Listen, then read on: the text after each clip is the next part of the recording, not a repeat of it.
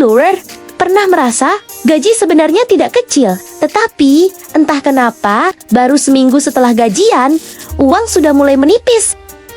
Padahal bukan berarti penghasilanmu selalu kurang. Bisa jadi masalahnya ada pada kebiasaan kecil yang selama ini dianggap sepele. Kebiasaan memang terlihat sederhana, tetapi jika dilakukan setiap hari selama bertahun-tahun, hasilnya bisa sangat besar. Di video kali ini, kita akan membahas beberapa kebiasaan sederhana yang dapat membuat kondisi keuangan menjadi lebih sehat. 1. Catat semua pengeluaran.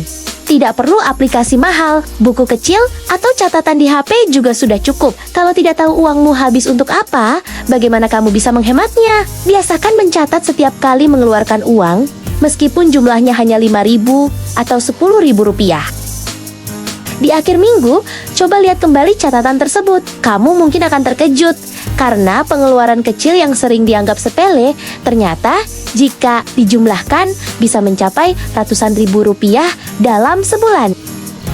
Dengan mengetahui kemana uangmu mengalir, kamu akan lebih mudah menentukan pengeluaran mana yang bisa dikurangi tanpa harus mengorbankan kebutuhan penting.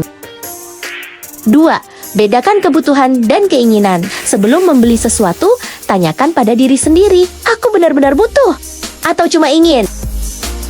Pertanyaan sederhana ini bisa menyelamatkan banyak uang. Kalau jawabannya hanya karena sedang diskon, mengikuti tren, atau sekadar ingin memiliki, cobalah tunda dulu pembeliannya.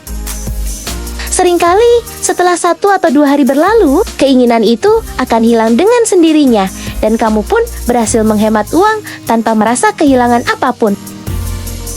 3. Jangan langsung menghabiskan gaji.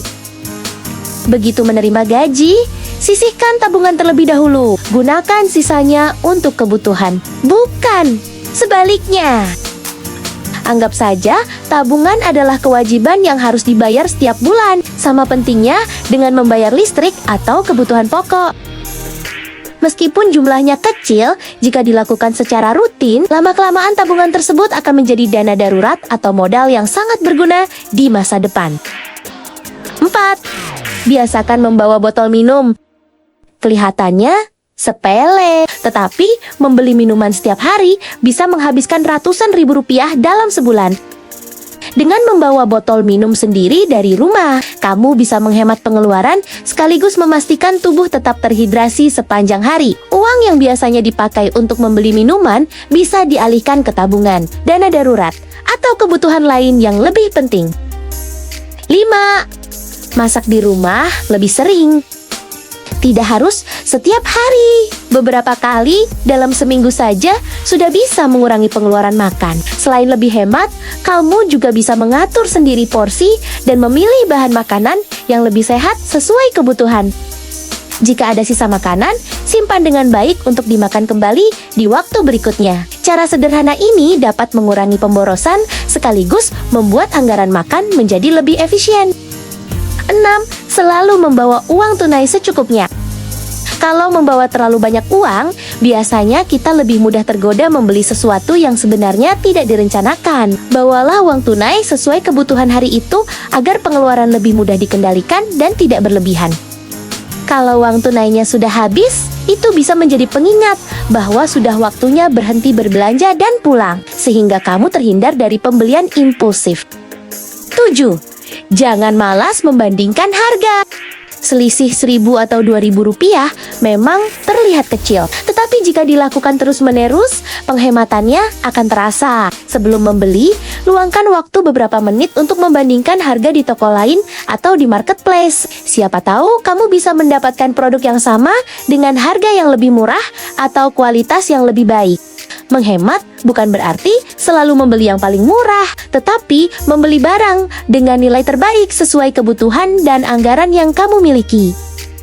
8. Sisihkan uang receh. Kembalian Rp2.000, Rp5.000, masukkan ke celengan. Tanpa terasa, jumlahnya bisa cukup besar. Jangan meremehkan uang kecil, karena kebiasaan menyimpan sedikit demi sedikit bisa membangun rasa disiplin dalam mengatur keuangan. Dalam beberapa bulan, Uang receh yang terkumpul bisa digunakan untuk kebutuhan kecil, tambahan tabungan, atau menjadi awal dari kebiasaan menabung yang lebih besar. 9. Kurangi langganan yang jarang dipakai. Streaming, game, aplikasi premium, gym.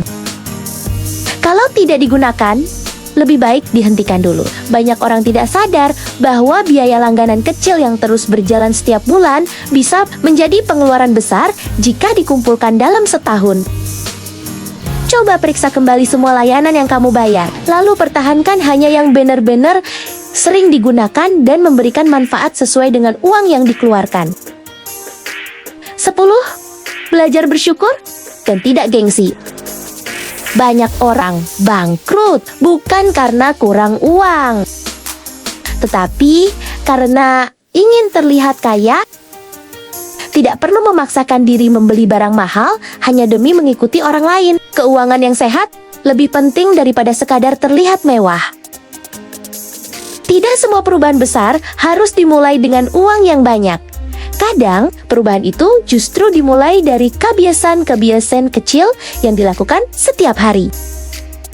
Semakin cepat kebiasaan baik dibangun, semakin besar peluang kita memiliki masa depan keuangan yang lebih sehat.